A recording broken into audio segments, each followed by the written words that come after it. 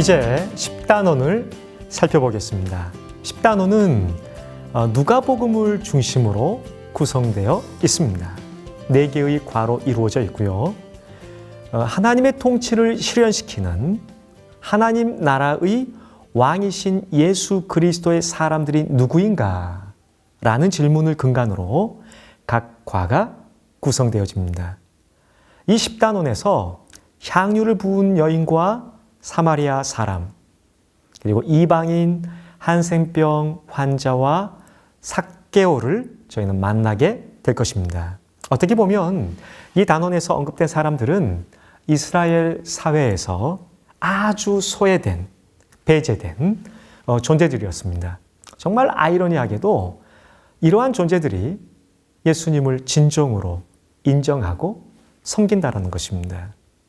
자, 우리는 하나님의 통치를 드러내는 예수 그리스도를 만났을 때 이들의 모습을 바라보고 도전을 얻게 될 것입니다.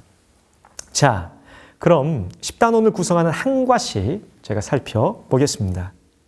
자, 10단원의 첫 번째 과는요, 죄를 뉘우치며 향유를 부은 여인입니다. 본문은 누가복음 7장 36절에서 37절까지입니다. 자, 주목할 만한 것은 이 본문 바로 앞 단락들인데요. 7장 18절에서 23절까지는 세례 요한이 자신의 제자들 중에 둘을 불러서 예수님에게 보내서 오실 그이가 당신입니까?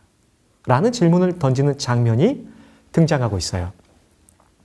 24절에서 28절까지도요. 예수님이 세례 요한에 대하여 이야기하는 부분입니다. 자, 29절에서 35절까지는요. 장터에서 노는 아이들의 비유를 통해서 특별히 그 당시 바리새인과 율법 교사들의 교만을 풍자하고 책망하는 장면이 등장합니다. 자, 이렇게 자세하게 살펴보면 한 여인이 향유를 붓는 모습과 아주 대조되는 장면들이라고 할 수 있겠지요. 그렇죠? 믿음의 모습, 그리고 믿음을 가진 모습. 그렇죠? 자, 한 가지 더 주목할 수 있는 것은 한 여인이 향유를 붓는 이 사건은 다른 복음서에서도 등장한다는 것입니다. 마태복음 26장, 마가복음 14장, 요한복음 12장입니다. 자, 이 세 복음서의 강조점은 메시아의 죽음을 준비하는 측면이 좀 강해요. 그런데 이 누가복음에 등장하는 이 사건은 죄인에 대한 예수님의 사랑과 용서가 좀 더 강조됩니다. 자, 말씀을 좀 더 저희가 살펴보면요. 예수님이 바리새인 시몬의 집에 초대를 받으셨어요. 그런데 그 집에 죄를 지은 한 여인이 향유를 가지고 와서 울면서 예수님의 발을 눈물로 적시고 자기 머리털로 닦고 그 발에 입을 맞추고 향유를 부었습니다. 바리새인 시몬의 마음이 어땠겠어요? 마음속으로 예수님을 비웃고 있었습니다. 예수님은 이 시몬에게 500데나리온 빚진 자와 50데나리온 빚진 자가 둘 다 주인에게 탕감받았을 때 누가 더 주인을 사랑하겠느냐고 물으셨어요. 시몬은 당연히 많이 탕감받는 자라고 대답했습니다. 예수님은 자신의 죄를 깨닫고 예수님을 구주로 받아들이고 향유를 부은 이 여인과 이 여인을 지금 비판하고 비웃고 있는 시몬을 자연스럽게 비교하고 있습니다. 그리고 이 여인에게 예수님은 죄 용서와 구원을 선포해 주셨습니다. 진정으로 예수님을 만난 사람은 자신의 죄를 용서받은 것을 깨닫고 감사와 사랑으로 예수님께 사랑을 표현하는 것입니다. 이것이 바로 이 과의 중요한 교훈이 되겠습니다. 이 교훈을 가지고 죄 용서에 대한 분명한 확신, 더불어서 그 확신을 가지고 그 믿음을 가지고 예수님께 진심으로 사랑을 표현하는 것, 이것이 중요한 적용점으로 우리에게 다가올 것입니다. 자, 10단원의 두 번째 과는요, 우리가 너무나 잘 알고 있는 선한 사마리아 사람에 대한 내용입니다. 본문은 누가복음 10장 25절에서 37절까지입니다. 이 본문을 우리가 살펴보면 마태복음에서도 마가복음에서도 똑같이 이 본문이 등장한다는 것을 우리는 알 수 있습니다. 그런데 마태복음 22장과 마가복음 12장에서는 가장 큰 계명이 무엇인가라는 이 질문이 핵심이에요. 네. 그런데 누가복음의 경우에서는 영생을 얻는 방법이 어떤 의미에서는 초점입니다. 이것과 더불어서 하나님을 사랑하는 사람, 바로 이러한 사람은 이웃을 사랑하는 사람이다 라는 차원으로 접근하고 있는 것입니다. 자, 이 단락의 말씀을 좀 제가 살펴보면요. 한 율법사가 예수님에게 무엇을 해야 영생을 얻을 수 있는지 묻습니다. 예수님은 하나님 사랑과 이웃 사랑이라는 율법의 핵심을 확인하면서 누가 이웃인지 이 중요한 화두를 가지고 비유로 설명하세요. 어떤 사람이 예루살렘에서 여리고로 내려가고 있었다는 것입니다. 근데 이 사람이 강도를 만나서 거의 죽게 되었다는 것이에요. 이후에 한 제사장이 그리고 한 레인이 그를 보고 피하여 지나갔었습니다. 자, 이 두 사람에게서 기대되어지는 행동은 무엇일까요, 여러분? 네. 아마도 이들은요, 레위기 21장에 등장하는 이 정결 의무, 이 의무를 지켜야 할 위치를 가지고 있었던 사람들이에요. 그래서 어떤 의미에서는요, 이 말씀을, 이 비유를 듣고 있는 유대인들에게 있어서 피하는 것, 이건 자연스러운 것입니다. 이해되시죠? 네. 그러나 예수님의 입장에서는요, 절대적으로 정결 의무를 가지고 있었던 이 제사장과 레위인의 이 행동은 정당화될 수 없다라는 것입니다. 죽어가는 이웃을 외면한 죄는 어떤 변명도 용납될 수 없다라는 것을 예수님은 전제하고 있어요. 자, 그리고 난 다음에 사마리아 사람이 등장해요. 자, 이 비유를 듣고 있는 사람들이 사마리아인에 대하여서 기대할 수 있는 반응은 지나치는 거예요. 왜냐하면 유대인과 사마리아인의 관계는 좋지 않았기 때문입니다. 자, 그리고 유대인들이 멸시하는 대상이 바로 사마리아 사람이기 때문입니다. 그러나 사마리아 사람은 여행 중에 강도를 만난 사람을 보고 불쌍히 여겼다라고 하는 것이에요. 그리고 돌보아 주었다라고 하는 것입니다. 자, 예수님은 율법사에게 이 세 사람 중에 누가 강도 만난 자의 이웃인지 물어보셨습니다. 이 지금 비유에 등장하는 인물들만 가지고 이야기하고 있는 것입니다. 자, 그는 자비를 베푼 사람입니다. 라고 대답하였습니다. 예수님은 너도 그와 같이 하라. 라고 말씀하셨습니다. 외적 지위나 겉모습 이런 거 아주 중요할 수 있습니다. 유대인들에게 있어서 이 비유를 듣고 있는 사람들에게 있어서 말입니다. 그런데 그것들보다도 예수님의 복음으로 변화되어 삶의 열매로 정말 나타나는가? 라는 이 문제에 대하여서 진지한 고민을 하게 하는 단락입니다.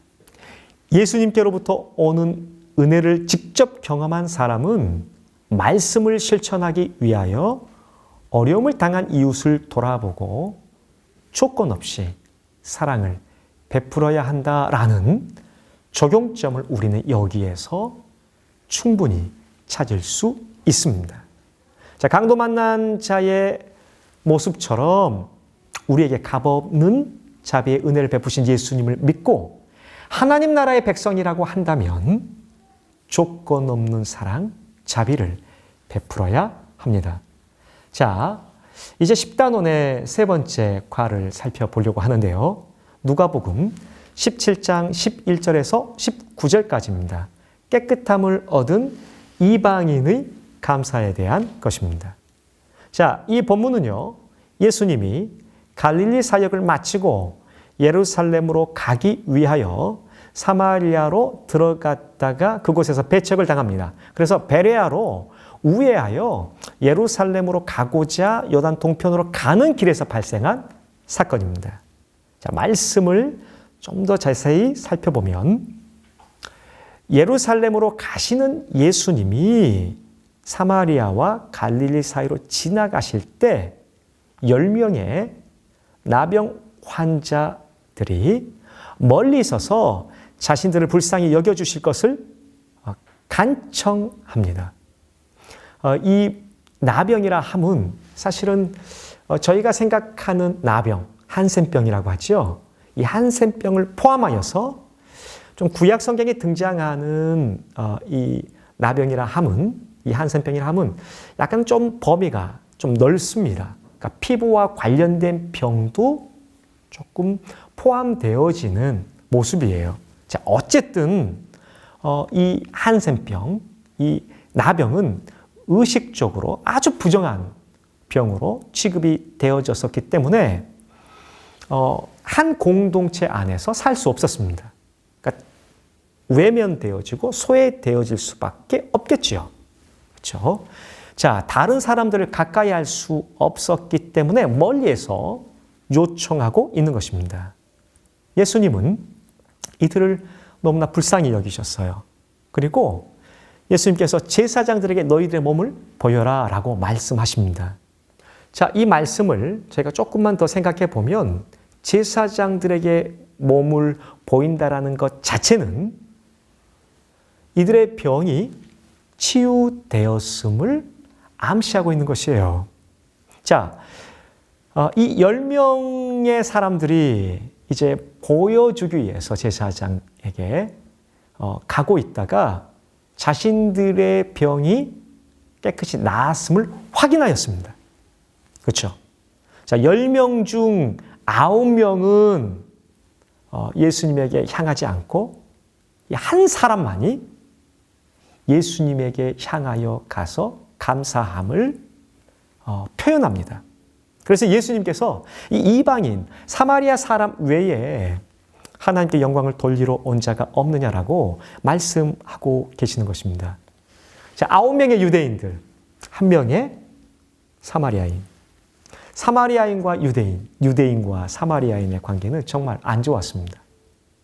유대인들에게 있어서 사마리아인은 언제나 멸시의 대상이었어요. 유대인들은 스스로 구원의 선민으로 여겼었고 언약의 울타리 안에 있다라는 이 안전한 의식 속에서 스스로 구원을 자랑하였습니다. 네. 유대인들의 입장에서 전혀 감사해야 할 것 같지 않은 바로 그 사마리아인이 감사를 하고 있는 것이에요. 자, 이 상황은 유대인만을 위한 하나님이 아니라 사마리아인의 하나님, 더 나아가서 이방인의 하나님이라는 사실을 우리는 충분히 예상할 수 있는 것입니다. 하나님 나라의 구성원은 유대인인지 사마리아인인지 그 여부가 중요한 것이 아닙니다. 내면의 변화가 일어나서 하나님을 알고 영광을 돌리며 감사하게 되는 것이 참 하나님의 백성에게서 나타나는 진정한 모습이라는 것입니다. 자, 이 상황 속에서 저희는 적용점을 발견할 수 있어요. 예수님이 우리에게 베풀어 주신 은혜를 찾아보고 순간순간 진정한 감사를 한다라는 것입니다. 자, 여러분, 10단원의 네 번째 과를 이제 살펴보겠습니다. 누가복음 19장 1절에서 10절까지입니다. 우린 여기에서 삭개오를 만나게 됩니다. 그리고 이 삭개오에 대한 예수님의 사랑을 보게 됩니다. 예수님께서요, 예루살렘을 향하여 가는 중에 여리고를 지나가면서 일어난 사건이에요. 세리장이었던 삭개오가 예수님을 만난 사건은 사실상 누가복음에만 등장해요. 자, 우리 말씀을 한번 좀 살펴보겠습니다. 예수님이 여리고로 지나가실 때에 일어난 사건으로서 삭개오라 이름하는 세리장은 키가 작고 사람이 많아서 예수님을 볼 수 없는 상황이었어요. 바로 이 사람이 돌 무화과 나무에 올라가게 되었습니다. 자, 세리는 세금을 징수하는 직업이었습니다. 그래서 자연스럽게 백성을 착취하여서 많은 세금을 거두고 일부는 로마에 바치고 나머지는 자신이 소유하여서 부유한 생활을 하였습니다. 그래서 주변 사람들로부터 많은 비난을 받을 수밖에 없는 존재들이었습니다. 그런 그에게 예수님은 그의 집에 머물겠다고 말씀하셨습니다. 그는 급히 내려와서 예수님을 영접하였고요. 삭개오는 자신의 소유의 절반을 가난한 자들에게 주고 만약 빼앗은 일이 있다면 네 갑절로 갚겠다고 하였습니다. 자, 이 모습은요, 잘 보세요. 누가복음 18장 22절 그리고 23절에 등장하는 사람과 아주 대조돼요. 예수님을 찾아왔던 부자 관원이 재물을 가난한 사람들에게 나눠주라는 예수님의 말씀에 근심하며 결국 영생을 포기하고 돌아갔었지요.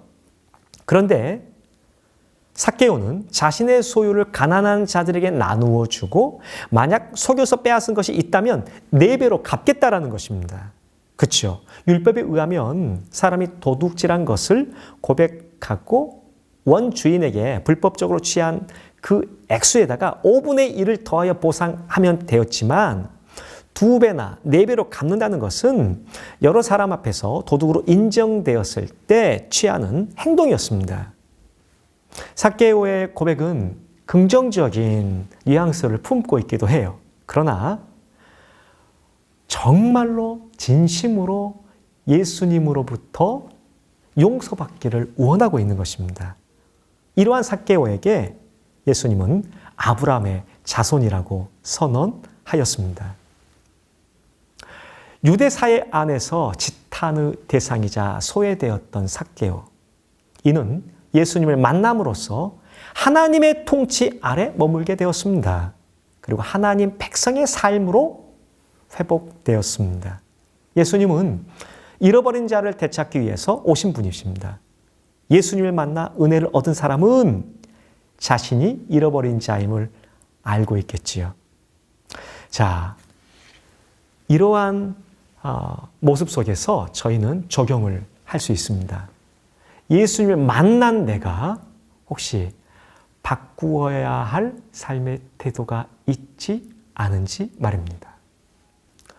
자, 이렇게 저희는 4개의 과를 살펴보면서 하나님 나라의 왕이신 예수 그리스도의 사람들을 10단원에서 살펴보았습니다.